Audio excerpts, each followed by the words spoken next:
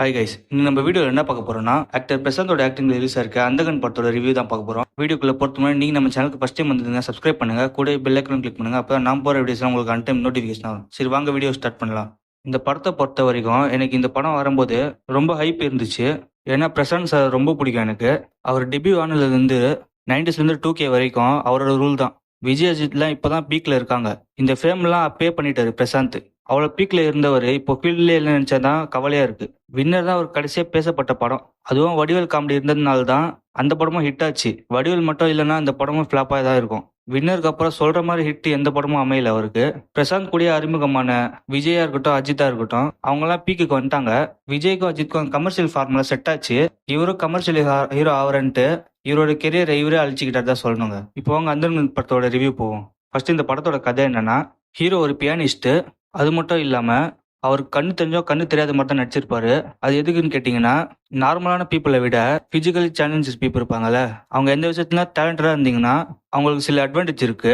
அந்த அட்வான்டேஜ் எல்லாம் use பண்ணிக்கிறதுக்காக hero கண்ணு தெரியாதவரை நடிக்கிறாரு. இப்படியே அவர் லைஃப் போயிட்டு இருக்கும்போது ஹீரோயின் கிட்ட இன்ட்ரடியூஸ் ஆகுறாரு. ஹீரோயின் மூலமா ஒரு செலிபிரிட்டி கிட்ட இன்ட்ரடியூஸ் கிடைக்குது. அந்த செலிபிரிட்டி தான் ஆக்டர் கார்த்திக். இந்த படத்துலயும் அவர் ஆக்டர் கார்த்திகாவே தான் வராரு. இந்த படத்துல ஆக்டர் கார்த்திகோட ஒய்ஃபா தான் சிம்ரன் வராங்க. ஒரு கட்டத்துக்கு மேல சிம்ரனை கார்த்திகை கொன்னுடுறாங்க. இந்த கொலையை நேர்ல பார்த்த ஹீரோ போலீஸ்ல கம்ப்ளைண்ட் கொடுக்குறேன்னு போறாரு. அதுக்கப்புறம் என்னாச்சுங்கிறத இந்த படத்தோட கதை. இந்த படத்தோட பாசிட்டிவ் பாயிண்ட் என்னன்னா, பிரசாந்த் தாங்க. ஏன் அப்படி சொல்றேன்னா, அவருக்கு இந்த படத்துல நிறைய ஈகோ டெஸ்ட் பண்ற மாதிரி சீன்ஸ்லாம் நிறையவே இருந்தது. அதெல்லாம் கொஞ்சம் கூட ஈகோ பார்க்காம நிறைய சீன்ஸ்ல நடிச்சிருந்தாருங்க. பிரசாந்தை பொறுத்தவரைக்கும் இந்த படம் கம்பேக் படமா இருக்கும்னு நினைக்கிறேன். அடுத்த பாசிட்டிவ் பாயிண்ட் என்னன்னா, சிம்ரன் தாங்க. பிரசாந்தை விட ஒரு படி மேல முக்கியமான கேரக்டர் இந்த படத்துல இவங்க தாங்க. இந்த கேரக்டர் அவ்வளவு சூப்பரா டிசைன் பண்ணியிருந்தாங்க. சிம்ரன் இந்த கேரக்டர் சூப்பராகவே நடிச்சிருந்தாங்க தான் சொல்லணும். எனக்கு தெரிஞ்சு நிறைய 19s கிட்ஸ்க்கு Prashanth Simran combination nostalgia feel கொடுக்கும்னு நினைக்கிறேன். ரொம்ப வருஷம் கழிச்சு இந்த காம்பினேஷன் பாக்குறோம். நல்ல நாஸ்டாலஜியா ஃபீலே கொடுத்தது. அடுத்து இந்த படத்தோட ஃபர்ஸ்ட் ஹாஃப் பத்தி பார்த்தோம்னா, செம்ம ஸ்பீடா போவோம். இன்டர்வல் முடிஞ்சு பாத்ரூம் போகவே மனசே இல்லைங்க. எப்படா போடுவாங்கன்னு வெயிட் பண்ணிட்டு இருந்தேன். அவ்வளவு சூப்பரா கொண்டு போயிருந்தாங்க ஃபர்ஸ்ட் ஹாஃப் ஃபுல்லாவே. அடுத்து பேக்ரவுண்ட் ஸ்கோர் பத்தி பார்த்தோம்னா, பிஜிஎம் இல்லைன்னா படமே இல்லை. அவ்வளவு சூப்பரா இருந்தது பிஜிஎம்லாம். சாங்ஸ் பொறுத்தவரைக்கும் அந்த அளவுக்கு இல்ல, இருந்தாலும் பிஜிஎம்ல சூப்பரா பண்ணியிருந்தாங்க. அடுத்து சினிமாட்டோகிராஃபி டீசென்டாவே பண்ணியிருந்தாங்க.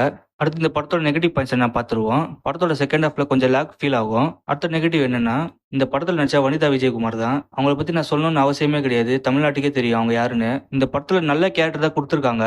ஆனா இந்த கேரக்டர் தான் அவங்க செட் ஆகலன்னு சொல்லணும். இவங்க ஸ்கிரீன்ல பார்க்கும்போது ரொம்ப இரிட்டேட்டிங்காவே இருந்தது. இவங்களுக்கு பதிலாக வேற எதாவது கேஸ் பண்ணி தான் நல்லா இருந்திருக்கும். அண்ட் இவ்வளவுதான் எனக்கு மைனஸப்பட்டது படத்துல. படம் ஃபுல்லா சூப்பராகவே இருக்கும். இந்த படத்தை பொறுத்தவரை நீங்க போய் தியேட்டர்ல பார்க்கலாமான்னு கேட்டீங்கன்னா கண்டிப்பா போய் பார்க்கலாம். இந்த படம் பாலிவுட்ல அதாவது படத்தோட ரீமேக்குங்கிறதுனால நீங்க ஏற்கனவே அந்த படத்தை பார்த்தீங்கன்னா இந்த படம் பார்க்கணும்னு அவசியமே கிடையாது. ஏன்னா ஆல்ரெடி அந்த படத்துல இருக்கிற ட்விஸ்ட் அண்ட் டர்ன்ஸ் இந்த படத்துல பார்க்கணும்னு தெரியும். மற்றபடி அந்த படம் நீங்க பார்க்காம இருந்தீங்கன்னா இந்த படத்தை போய் தியேட்டர்ல தாராளமா பார்க்கலாம். ஒர்த்து வாட்ச் தான் சொல்லணும். ஓகே கைஸ், இந்த படம் நீங்க பார்த்துருந்தீங்கன்னா உங்க ஒப்பீனியன் கமெண்ட்ல சொல்லுங்க. வீடியோ பிடிச்சிருந்தா லைக் ஷேர் சப்ஸ்கிரைப் பண்ணுங்க. Bye guys.